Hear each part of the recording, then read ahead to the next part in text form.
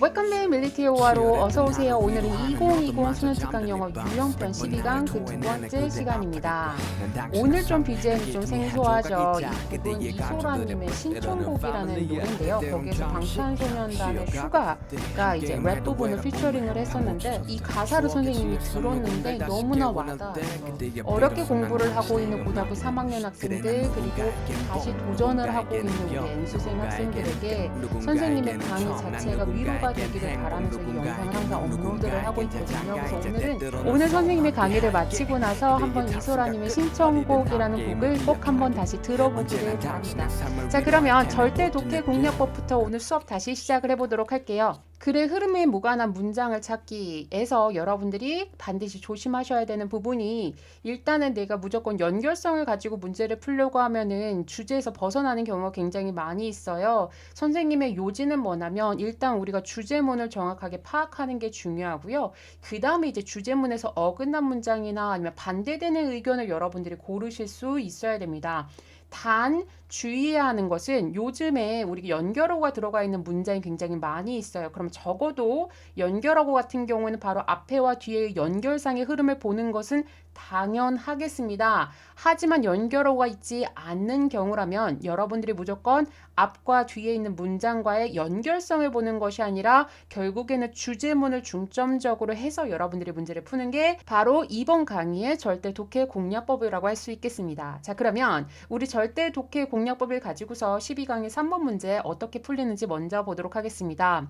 강의가 이중으로 진행이 되니까 이 12강을 수업을 하는 동안에는 앞에 문제 풀이에서 같이 스키밍을 진행을 하도록 하겠습니다. 자, 일단은 1번 앞에가 문장이 굉장히 길죠. 그리고 여기에서 웬만한 주제가 포착이 되었거든요. 맨 처음에 뭐가 나오냐면 여기서 무슨 뜻? 그렇죠. 애도하는 관행이에요. 근데 사람에 대한 애도 관행이 아니라 인간이 아닌 동물들에 대한 애도의 관행이 이제 미국의 역사에서 오랫동안 있었고 그 역사를 살펴보면 미국에서 봤더니 인간과 동물 간의 관계성이 굉장히 깊게 섞여 있었다라는 내용이 1번 앞에 나옵니다. 그럼 그 뒤에는 계속 무슨 내용 나올 것 같아요? 그렇죠. 미국의 역사 속에서 동물과 인간 간의 관계, 그 다음에 인간이 동물들에 대해서 어떻게 애도를 하는지 그 관행에 대한 내용이 나오겠다라고 우리가 그 핵심을 가지고 문제를 풀으셔야 돼요. 그리고서 이제 1번에서 키워드 체킹을 하시면 1번 같은 경우에도 뭐가 됐어요? 미국 원주민들이 아주 복잡한 관계를 다양한 동물들과 형성을 하고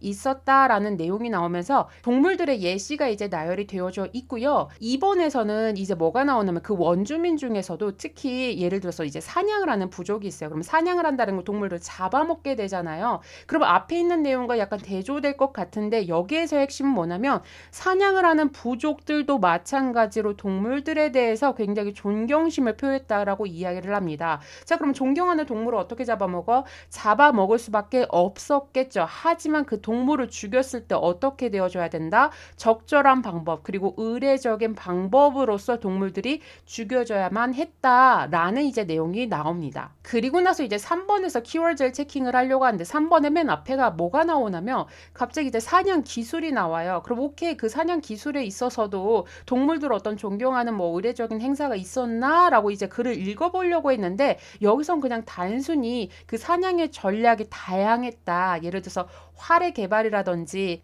아니면 개를 사육한다라든지 이런 것들을 통해서 단순히 이제 헌팅의 스트래티지가 다양했다라는 내용이 나오기 때문에 우리는 이제 3번이 완전 다른 내용이 된다. 왜냐? 여기 앞에서 가장 핵심은 뭐라고요? 인간과 동물 간의 관계성. 그 다음에 두 번째, 동물들에 대해서 뭐 한다? 애도하는 관행이 있다라는 게 가장 핵심인 상태여야 되는데 3번 같은 경우에는 2번에서 연결이 되어지기는 합니다. 왜냐하면 동물을 죽이는 사냥 부족에 대한 내용이 나왔으니까 그래서 이 헌팅과 헌팅으로 시작을 해서 학생들이 헷갈려 할 수 있어요. 그래서 뭐다? 흐름과 관계없는 문장을 찾을 때에는 일단 주제를 정확하게 파악을 하고 그 주제와 연관이 되어진 내용인지 아닌지를 우리가 봐야 되겠습니다. 그리고 나서 이제 4번하고 5번도 우리가 정확하게 키워드를 체킹을 해줘야 되는데 4번하고 5번에서는 요 앞에 있었던 2번 문장에서 동물들이 적절하고 의례적인 방법으로 죽여져야 했었던 그 이유에 대한 설명이 나옵니다. 그 부분에 대해서 이 부족민들이 뭐라고 생각을 하고 있었는지에 대한 내용이 나오기 때문에 결국에는 그 중점적인 주제는 2번 문장이라고 보여집니다. 즉, 이 앞부분은 서론에 해당되는 부분이고 한마디로 동물들을 애도하는 관행이 있어서 동물들을 사냥할 때 어떤 의식을 가지고 어떤 생각을 가지고 있었는지로 전개가 되어지는 글이기 때문에 3번은 주제와 무관한 문장이다 라고 여러분들이 답을 체킹할 수 있겠습니다. 자, 다음으로 프리뷰 한번 같이 가보도록 할게요. 우리 학생 여러분들 정독 예습이 되어져 있어야겠죠. 참고로 앞서 말씀드리다시피 12강을 진행하는 동안에서는 스키밍을 그냥 문제 풀이해서 같이 병행을 하도록 하겠습니다. 우리는 여기에서 어휘를 좀 몇 가지 보려고 하는데요. 일단은 mourn, 애도하다, 슬퍼하다는 여러분들이 암기를 하셔야 되는 거고, 자, 그리고 두 번째는 blend. blend는 혼합하다요. 무엇을 혼합하답니다. 타동사로 여러분들이 외우셔야 돼요. 아시겠죠? 그 이유가 얘가 나중에 수동과 관련된 문장이 뒤에 나올 거예요. ritualized. ed가 뒤에 붙어서 의례적인이라는 형용사가 됐습니다. 그러니까 ritual은 무슨 뜻이냐면 뭐 의식, 절차 이런 뜻을 가지고 있어요. ritualize가 무슨 뜻이냐면 의례화하다, 예식을 갖추다, 예를 갖추다 이런 뜻을 가지고 있고요. 자, 그 다음에 이제 temporary 같은 경우에는 어휘적으로 우리가 항상 맨날 체크를 해야 돼. 왜냐면 학생들이 temporary하고 contemporary를 헷갈려하는 학생들이 있어요. contemporary는 무슨 뜻이냐면 그렇죠. 현대의란 뜻도 있고 또 무슨 뜻, 그쵸. 동시대의란 뜻도 있습니다. 더불어서 temporary는 일시적인, 의 반대말은 또 뭐가 되죠? 그렇죠. permanent, 영구적인. 선생님이 이거를 설명한 이유가 뭐냐면 이번 지문 같은 경우에는 어법적으로도 좀 볼 부분이 있고요. 그 다음에 어휘적으로 체킹을 했을 때 우리가 항상 temporary가 있는 자리는 permanent라고 극적으로 이제 반대되는 어휘가 있다 보니까 우리가 어휘 변형도 항상 예상을 할 수가 있겠습니다. 그 다음에 reincarnate. 여기서는 정확하게 알고 계셔야 돼요, 여러분들. 여러분들 사전을 보시면 아시겠지만 환생시키다라고 아마 되어져 있을 거예요. 타동사. 그런데 사실 우리 인간으로서 뭔가를 환생을 시킬 수 있을 만한 능력을 가진 사람은 없죠. 자, 그러다 보니까 이 단어는 보통 어떻게 사용이 되냐면 이렇게 수동으로 사용이 됩니다. 그래서 수동 형태로 써서 환생하다라고 우리가 이렇게 보고 있고요. 자, 그 다음에 hunt는 괴롭히다, infect는 감염시키다. 전반적으로 여러분들이 새롭게 좀 암기를 해야 되는 어휘가 몇 가지 있었습니다. 다음으로 오늘 알고 오늘 끝내는 5화로 구문독해 같이 가도록 할게요. 우리 학생 여러분들 선생님의 블로그에 매일매일 학습 자료를 무료로 업로드를 해놓고 있으니까 거기에서 여러분들 프린트를 하셔가지고 같이 복습을 하시길 바랍니다. 자, 그러면 첫 번째 문장을 한번 가보도록 할게요. 미국에서 우리는 발견합니다. 오랜 역사를 발견하는데 뭐에 대한 역사냐? 바로 애도하는 관행. 인간을 위한 관행이 아니라 바로 인간이 아닌 동물들을 애도하는 관행에 대한 역사를 우리가 발견할 수 있다라는 거죠. indeed는 항상 뭔가 강조할 때 처음에 문두했습니다. 그러니까 사실 인간과 동물 간의 관계에는 깔끔하게 혼합이 is blended 되어졌어요. into 어디 안에 혼합이 되어졌어요. 그러니까 미국의 역사 안에 인간과 동물들의 관계성이 혼합이 잘 되어져 있다라는 내용이고요. 그 다음에 두 번째 동사가 나갑니다. is blended에 대한 병렬이죠. is and continues 이렇게 보셔야 돼요. 자, 계속해서 무엇? 인간과 동물 간의 관계성은 자라고 또 변화를 하게 되는데 뒤에 as가 나왔네요. 여기선 접속사로 보셔야 돼요. 뭐가 뭐함에 따라 이렇게 보셔야 되겠죠. 즉 사회가 계속해서 변화함에 따라 바로 인간과 동물 간의 관계성도 계속해서 성장하고 변화를 하고 있다라고 이제 내용이 전개가 됩니다. 어법적으로 어렵지는 않죠. 세 번째를 한번 보도록 할게요. 자, 항상 우리가 during이 나오면 전치사, 의심 그리고 while과의 관계성 항상 여러분들 같이 체킹하셔야 됩니다. 너무 많이 얘기해서 설명은 이제부터 생략을 할 거예요. 여러분들이 봤을 때 colonial 무슨 뜻이죠? 식민지의죠. 그러니까 식민지 시대인데 그 앞에 pre가 붙었어. 그럼 뭐라고 해석해야 돼요? 식민지 이전 시대라고 해석을 하셔야 됩니다. 예를 들어서 prehistory면 언제가 되죠? 그렇죠. 선사시대. 그러니까 항상 우리가 pre라는 단어가 들어가면은 시간적으로 앞서고 있는 상태를 얘기를 합니다. 식민지, 즉 미국의 식민지 시대 이전 동안에 그 아메리카 대륙에 살고 있었던 원주민들 은이 이제 주어가 되겠죠. formed 형성했습니다. 복잡한 관계성을 바로 누구랑 이러이러한이니까 뒤에는 중요하진 않아요. 이러이러한 다양한 동물들과 복잡한 관계를 형성했습니다. 그럼 그 뒤에는 당연히 옛날 그 부족민들이 어떤 관계를 형성했는지에 대한 구체적인 내용이 4번 문장부터 나올 겁니다. 자, 그 중에서 어떤 부족이냐면 바로 사냥을 하는 부족이 나와요. 자, 그래서 분명히 앞에서 복잡한 관계성이라고 얘기를 했으니까 그 부분이 이어져야 되겠죠. 자, 사냥하는 많은 부족들은 showed 보여줬습니다. 많은 존경심을 동물들에게 보여줬어요. 자, 그런데 그 다음에 무슨 내용이 나오냐면 일단은 사냥이라는 건 말 자체가 동물을 죽였다라는 내용이잖아요. 그죠? 그러니까 그 부분을 잠깐 언급을 합니다. 그래서 접속사 even도를 당연히 써줘야 돼요. 비록 뭐뭐이긴 하지만 비록 그들이 needed to 뭐 할 필요가 있었어요? 사냥을 할 필요는 있었죠. 왜? 음식이 필요했고 아니면 옷을 만들기 위해서 등등등의 많은 다른 사용들을 위해서 동물들을 사용할 필요는 있었습니다. 그렇지만 they felt 여기 있는 they는 원주민을 얘기하겠죠. 그들은 뭐라고 느꼈냐면 they must be killed 여기 있는 they는 누가 되겠어요? 그렇죠. 여기서는 동물들이 되겠습니다. 동물들이 반드시 죽여줘야 된다고. 한마디로 무슨 뜻이에요? 이렇게 원주민들이 죽여야 한다고. 그래서 뒤에 방법이 나오죠. 적절하고 의례적인 즉 어떤 예식을 갖춘 또는 예를 갖춘 방법으로서 적절하게 죽여줘야 된다라고 원주민들은 느꼈다라는 겁니다. 여러분들이 주의를 하셔야 되는 건 지금 단순히 day라고 하잖아요. 하나의 day는 tribes를 얘기하고 또 다른 day는 앞에 있는 animals를 얘기를 합니다. 그래서 여기서 우리가 유추를 할 수 있는 것이 be killed가 됐으니까 이 day가 animals인지는 알 것 같아. 근데 여러분들이 주의를 하셔야 되는 게 만에 하나.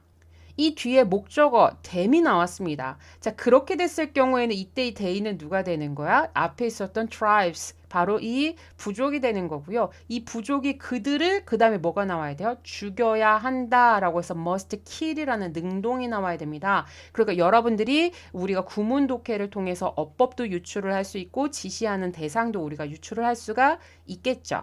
자, 그 다음에 이제 5번째 문장이 됩니다. 몇몇 원주민들은 believed, 믿었는데 뭐라고 믿었냐면 동물의 죽음이 일시적이라고 믿었어요. 그리고 자, 이 대절은 여러분들이 뭐라고 생각하셔야 돼요? 그렇죠. 믿었다라는 believe 뒤에 목적절 접속사 첫 번째, 두 번째 접속사 대시 되겠습니다. 자, 그럼 두 번째는 뭐라고 믿었냐면 그 동물이 자, 그럼 여기서는 동물이 뭐겠어요? 이 부족이 죽인 동물이 될 거예요. 동물이 아마도 환생을 할 거라고 그리고 뭐 할 거라고 다시 우리의 세상으로 즉 인간의 세상으로 다시 돌아오는데 같은 종으로 돌아온다라는 거죠. 이렇게 믿었다고 해요. 그러니까 함부로 얘를 죽일 수 있겠어 없겠어? 없겠죠. 이 얘기에 대한 부연 설명이 6번째에서 계속 이루어집니다. 만일 사냥꾼이 did not kill 요번에는 죽이다가 되는 거죠. 그 동물을 적절하게 죽이지 않는다면이에요. 뒤에 주절 갈까요? 그 동물은 뭐 할 수가 있습니까? 바로 유령의 형태로서 돌아와서 그 자기 자신을 죽였던 그 사냥꾼을 괴롭힐 수가 있죠.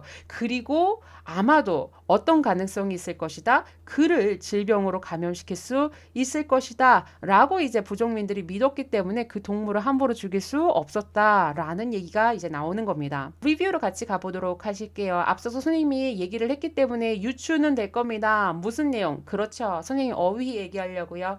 이번 지문 같은 경우에는 어휘가 좀 몇 가지가 보이죠. 자, 그 중에서 뭐가 제일 시험에 흔하게 나오냐면 temporary 자리에 contemporary 비슷한 유의어를 넣거나 생김새가 비슷하나 의미상으로 다른 아이 아니면 아예 반대가 되는 permanent를 넣을 수가 있겠죠.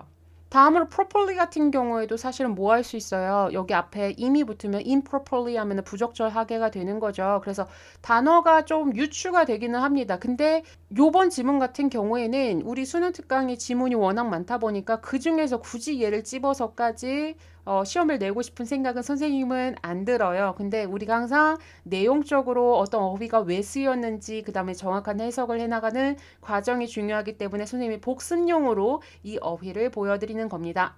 자, 그럼 빠르게 다음 지문 같이 풀어보도록 하겠습니다. 앞서서 말씀드리다시피 12강에서는 스키밍을 문제풀이로 대체하겠습니다. 자, 관계없는 문장, 그래서 1번에 있는 것부터 정확하게 키워드를 체킹하셔야 됩니다. 이 글은 전반적으로 무슨 내용이냐면 전통적인 핵가족의 그 해체, 해산에 대한 내용입니다. 그러니까 한마디로 무슨 얘기예요? 핵가족이 점점 줄어들고 있다라는 내용이 나와야 돼요. 1번 같은 경우에는 사실 이 앞문장에 있었던 내용을 다시 반복해 줍니다. 어휘만 바뀌었어요. traditionally, typical로 바뀌었고요. 뒤에 이제 family의 형태가 길게 수식이 되고 있는데 얘를 간단하게 얘기하자면 nuclear family, 한마디로 핵가족을 얘기를 하고 있는 거죠. 그리고 여기서 dissolution, 해체, 해산이 되어지고 있다라는 부분이 여기서 뭐라고 얘기하냐면 far less common, 그러니까 과거보다 덜 일반적이게 됐다. 그러니까 흔하지 않은 형태가 됐다라고 해서 1번은 앞에 있는 지문을 고스란히 어휘만 바꿔서 설명한 부분입니다. 그리고 2번 지문 같은 경우에는 이제 조금 더 구체적으로 설명을 해주고 있어요. 그럼 여러분들 생각해 보세요.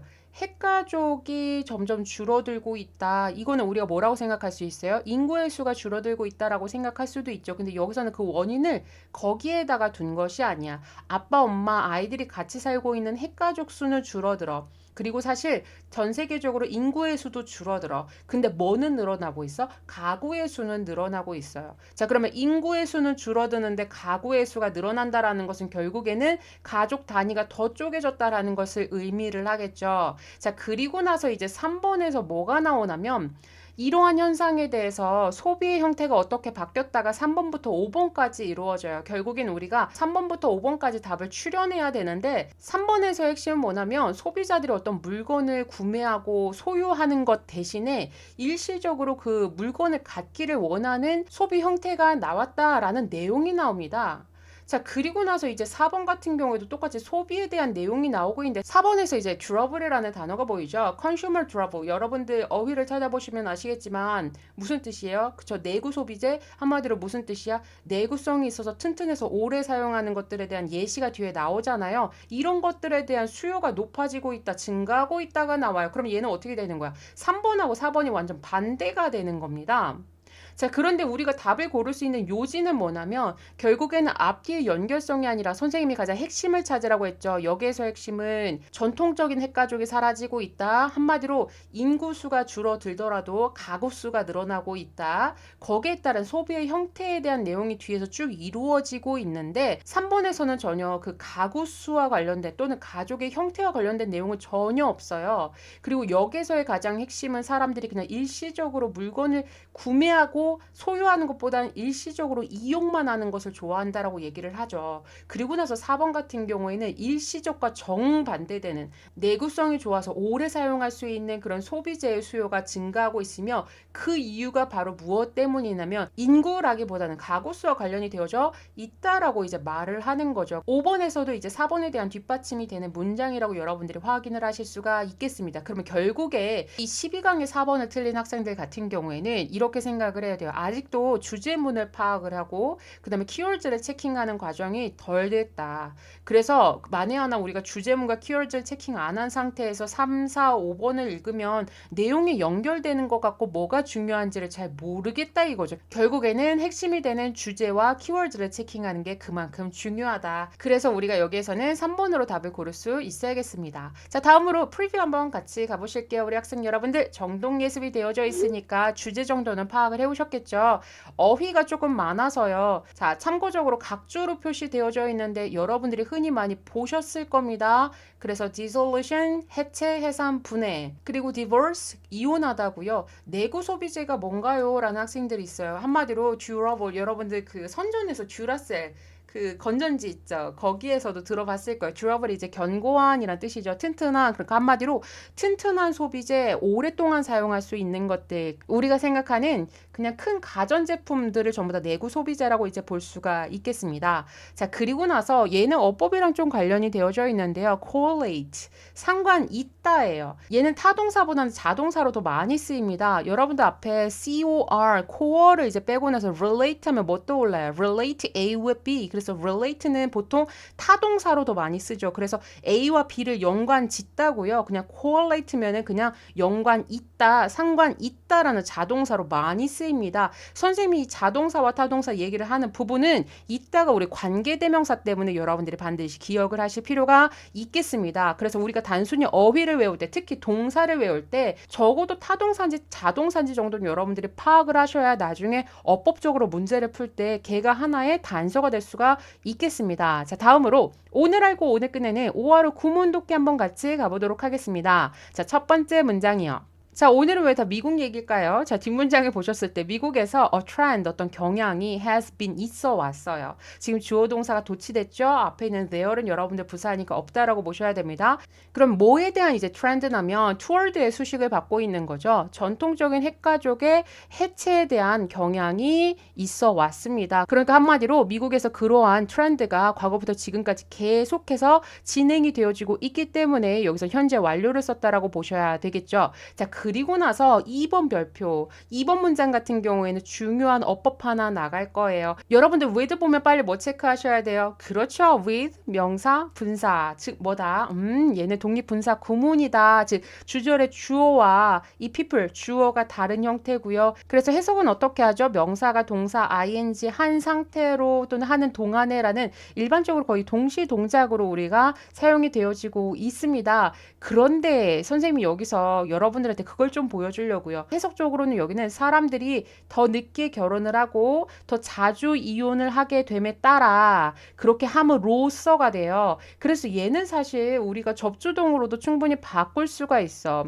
주어가 동사함에 따라라는 접속사 as를 써줄 수가 있죠. 자, 그리고 나서 얘를 이제 선생님이 분사 구문으로 좀 바꿔보려고 합니다. 가장 먼저 접속사 as 지을 거고요. 주어를 지으려고 했더니 주절의 주어와 종속절의 주어가 지금 서로 다른 형태를 이루고 있죠. 자, 그러니까 이 people를 지우면 안 되겠습니다. 마지막으로 동사 자리에 뭐를 붙여주는 거야? ing를 붙여주는 요런 형태가 가능합니다. 선생님 이거 앞에 있는 with랑 똑같이 생겼어요. 그럼 이 with는 없어도 되는 건가요? 맞았어. 자, 여기에선 독립분사 구문이라는 것을 결국 주절의 주어와 종속절의 주어가 다를 때 사용을 하는 거죠.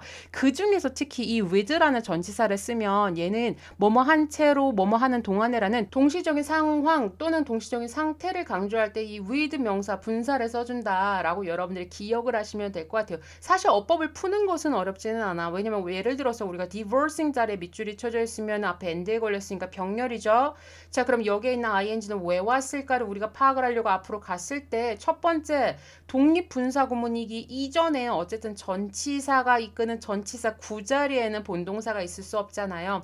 더불어서 우리는 뭐라고 생각해야 돼? 빠르게 절을 찾아가서 뒤에가 주동이라는 주절이구나. 그럼 여기는 수식어 구가 되는 거고 더불어서 주절의 주어와 with 다음에 있는 명사 즉 서로 주어가 다른 형태가 되는 독립분사 구문이구나 라고 여러분들이 파악을 할 수가 있겠습니다. 그럼 해석적으로는 어떻게 되냐면 사람들이 더 늦게 결혼을 하고 더 자주 이혼함에 따라 자, 뭐 하게 된다? 전통적인 가족의 형태라고 하면서 전통적인 가족의 형태를 지금 설명을 해주고 있죠. living이 앞에 있는 아빠, 엄마, 아이들을 꾸며줘야 됩니다. 한마디로 하나의 거주지에 아빠, 엄마, 아이들이 함께 살고 있는 그런 전형적인 가족의 형태가 has become 어떻게 되어졌냐면 훨씬 덜 흔하게 되어졌다 이전보다 라는 내용입니다. 여기 있는 far은 뒤에 있는 less 비교급 강조해주고 있죠.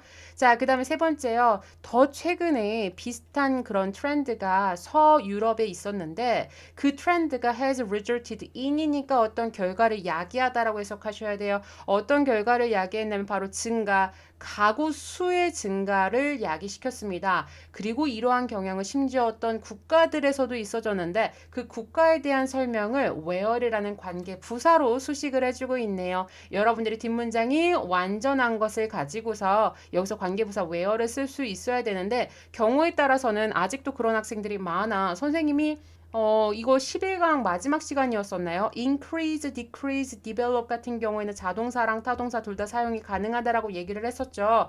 이런 거에 있어서 선생님이 제가 그럼 그걸 어떻게 판단하나요? 예를 들어서 얘가 decrease 여기서 타동사로 쓰였다면 선생님 이건 뒷문장이 불완전한 거 아닌가요? 맞아. 그러니까 여러분들이 본인 스스로가 얘가 타동사라고 생각을 했다면 여기는 관계 대명사가 돼야 되겠죠. 그러면 선행사는 뭐가 되는 거야? 앞에 있는 countries가 선행사가 돼. 그럼 이 선행사는 원래는 어디에 있었어야 됐던 거야?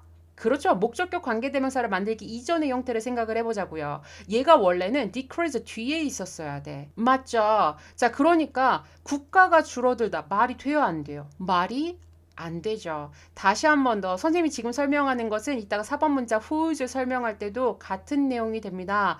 여러분들이 자동사인지 타동사인지 헷갈려서 내가 관계대명사 관계부사를 고를 수가 없어요 라는 학생들이 많아요. 그럴 경우에는 얘가 만에 하나 타동사라면 그 앞에 있었던 선행사를 그 동사 뒤에다가 넣어서 해석을 해보세요.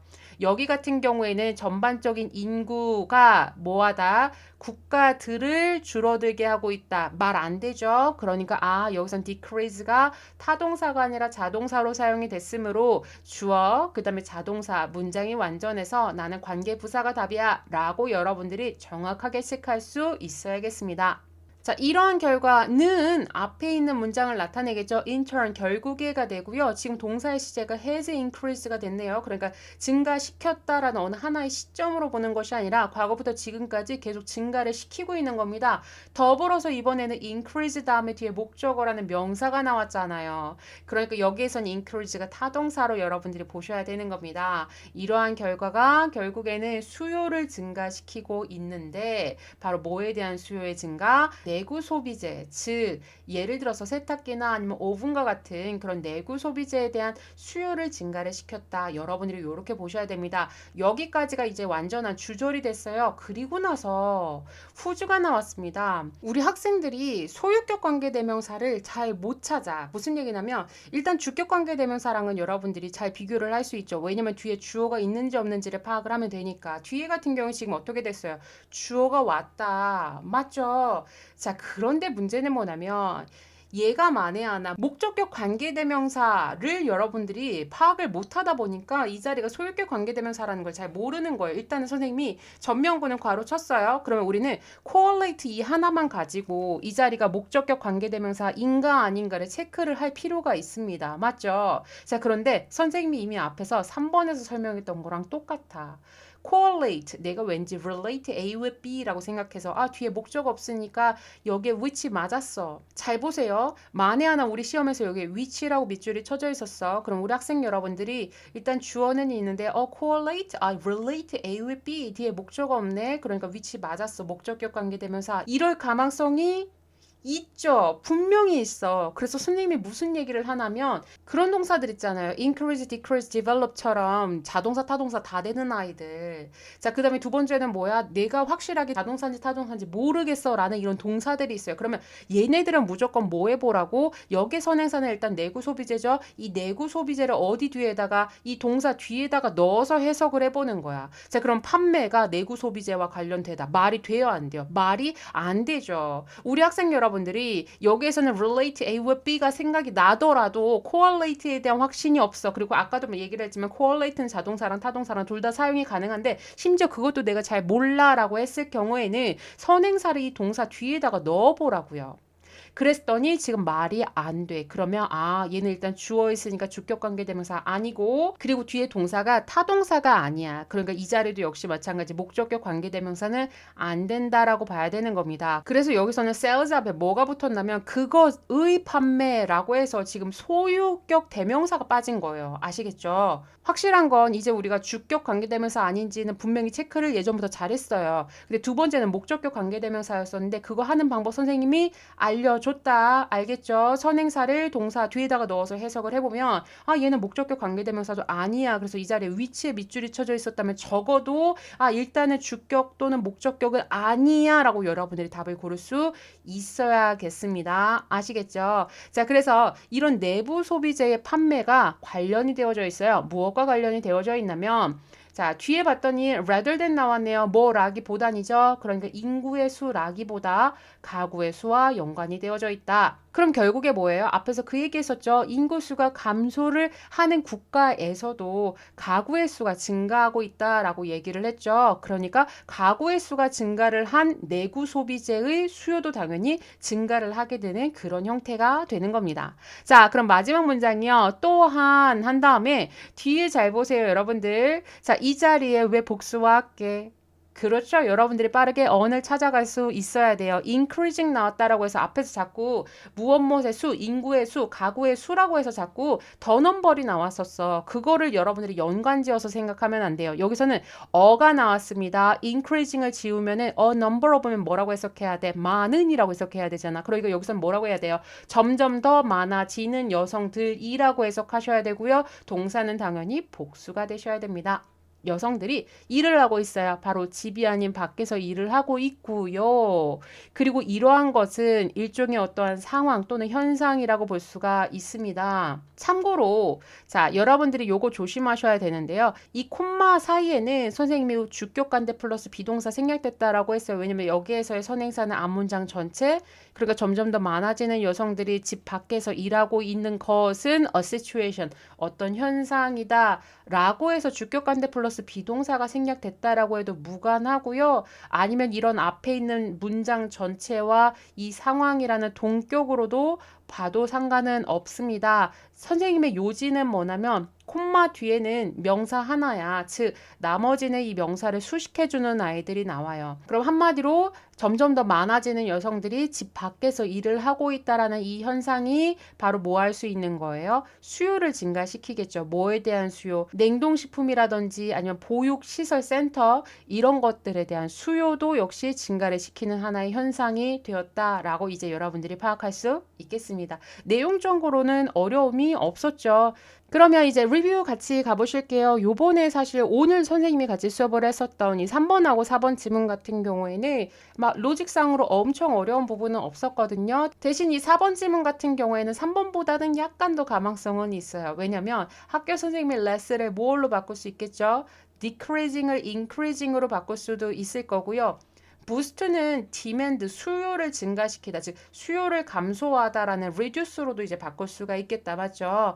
하지만 이 지문 역시도 굳이 많은 그런 다른 지문들이 있는데 굳이 로직으로 선생님은 내고 싶지는 않아요. 대신 우리 여기에선 좀 뭐가 많았더라? 그렇죠. 여기에선 우리가 볼 만한 어법이 좀 많았습니다. 첫 번째 독립분사 구문도 있었고요. 그 다음에 그냥 분사도 있었고요. 그 다음 비교급 강조하는 아이도 오랜만에 나왔었죠. 요번에는 여러분들이 이 동사의 영향을 받아서 관계대명사인지 관계부사인지 더불어서 또 뭐가 있었어요? 소유격 관계대명사는 정말 오랜만에 나왔다고. 이 자리를 그냥 위치라고 했을 경우 과연 여러분들이 틀리지 않을 수 있을까? 내가 틀리지 않으려면 뭐 하라고 그랬어요? 내가 얘가 자동사인지 타동사인지 모르겠으면 앞에 있는 선행사를 뒤에다가 집어넣어 보라고 했죠. 선생님은 사실 이 12강의 4번 지문 같은 경우에는 어법으로 변형돼서 나올 가망성이 조금 더 높아 보인다라고 생각을 합니다. 자, 그럼 오늘의 수업은 여기까지입니다. 우리 학생 여러분들 12강의 5번과 6번 내일도 정동 예습 해오셔야 되고요. 선생님이 오늘 영상을 시작하면서 이소라의 신청곡에 대해서 잠깐 언급을 했었죠. 가사가 너무 좋아서요. 우리 학생 여러분들 오늘도 너무너무